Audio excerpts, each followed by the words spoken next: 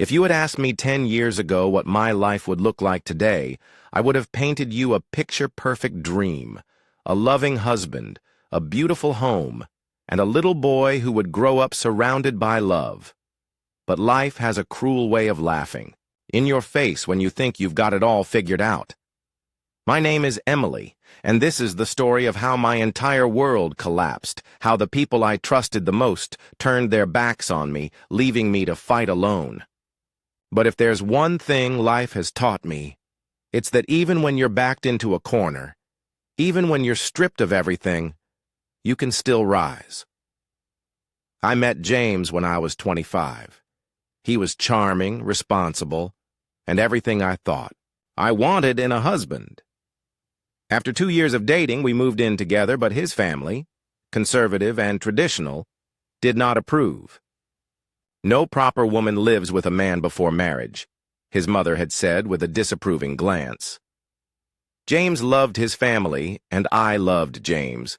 So when he asked me to marry him, I didn't hesitate. My own parents supported the decision, so within a year, we were husband and wife. When I got pregnant, it felt like the final piece of my happiness was falling into place. But that was when everything started to change. James's family believed that a mother's place was at home.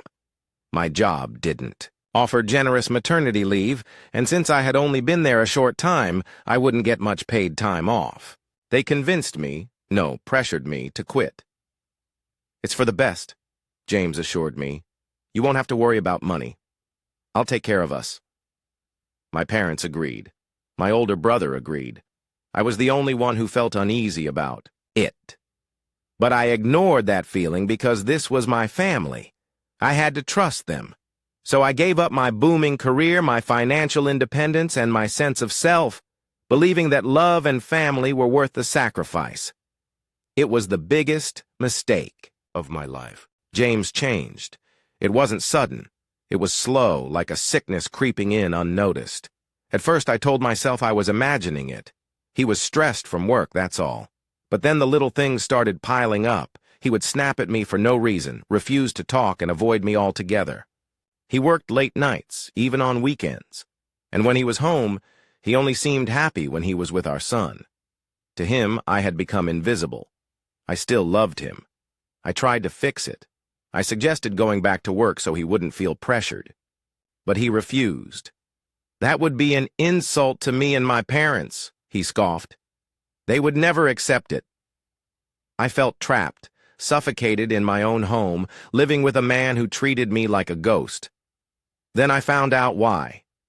It was my son's 3rd birthday. We were hosting a party, and James invited her, his co-worker, a single mother with a child the same age as ours. He told me she was a close friend. I believed him. That night, after the cake had been cut and the guests were laughing downstairs, I went upstairs to change into something more comfortable. But when I stepped into my bedroom, I saw them. She was sitting on his lap, their lips locked in a passionate kiss. I froze. My brain refused to process what my eyes were seeing.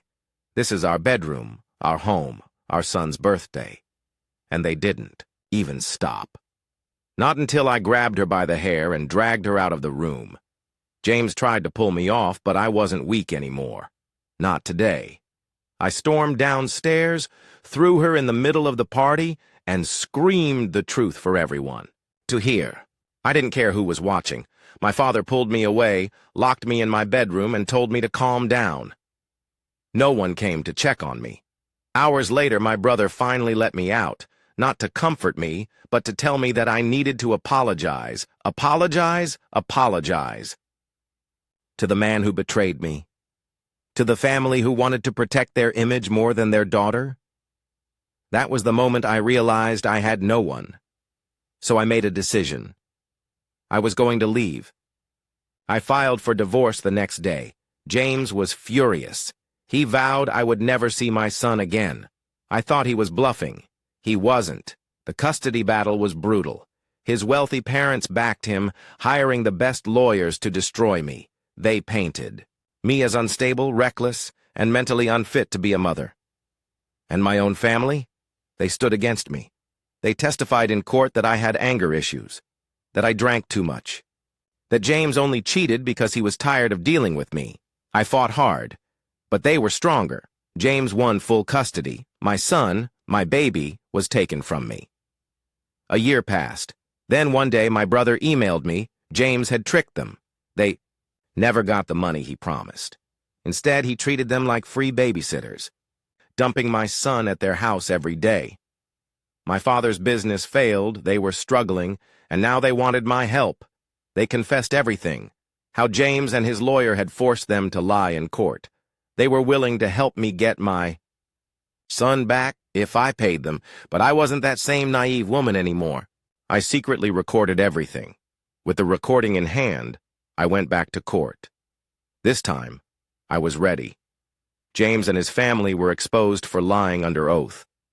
My parents, my brother, they were accomplices. They were all charged with perjury, and I got my son back. James fled to Europe with his mistress. My parents served 6 months in jail. I cut them out of my life forever. Today, my son is 9 years old. He is happy, kind, and he knows his mother loves him. James is gone. My parents are strangers, but me, I am free, and I will never let anyone take away my happiness again. Thank you for watching. If you haven't subscribed yet, please do so and hit the notification bell to stay updated with more shocking real-life stories happening around you.